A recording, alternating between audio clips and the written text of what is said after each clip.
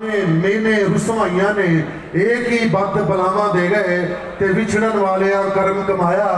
दुख नूं होर आवावां दे गए ते कदे भी चैन करार ना आवे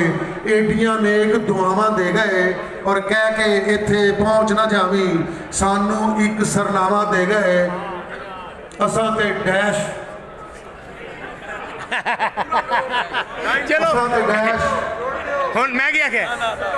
हजम कर जाओ हजम कर जाओ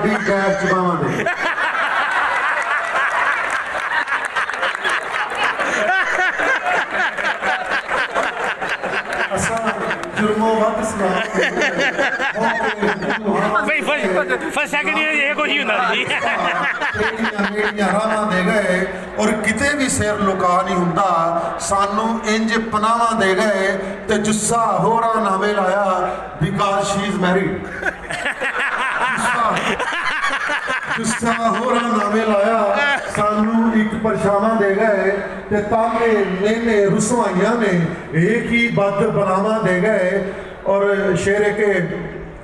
कह के इत्थे पहुंच ना जावी मैनू उन्होंने एक दिन अपने घर का टैलीफोन नंबर दिता मैं अगले दिन पूछा जो तुम कल नंबर दिता है मैं फोन कर भी लवां कहते नहीं भी एडा बेवकूफ तेन फोन दिता करने वास्ते दिता कह के इत्थे पहुंच ना जावी सानू एक सरनामा दे गए असां ते डैश दित्ती नहीं साडी डैश चुबाई मेरी सारी शायरी उन्होंने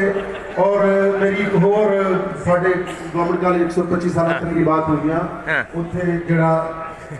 हिंदो पाक मुशायरा सी वो मैं भी नहीं किया अपनी 3 गज़लों तो मैं एक गज़ल पेश कर रहा कि मेरी सारी शायरी आप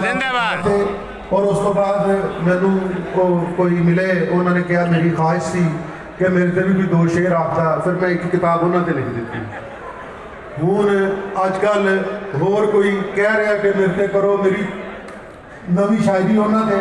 और मेरी कोई गज़ल 40 शेरों तो घट नहीं जी मेरी नवी शायरी अब सब किनिया शादियाँ मैं क्या दूजी की तैयारी और गज़ल है कि तेरे उत्ते रहू गए दुखों दे विच पैपू गए तेरे उत्ते रहू गए दुखों दे विच पैपू गए ते जेड़ियां गल्लां करनियां नहीं सी वो भी तैनू कह पू गए अपने आप तो वड्डे सदमे अपने आप तो वड्डे सदमे जिंद अपनी ते सहसू गए तेरियां यादां तेरे नखरे जो कुछ लब्बा लै लू गए शेरे के तेरे इश्क दी मस्ती सीए तेरे इश्क दी मस्ती सीए पहाड़ां नाल भी खैपू गए ते ओहदे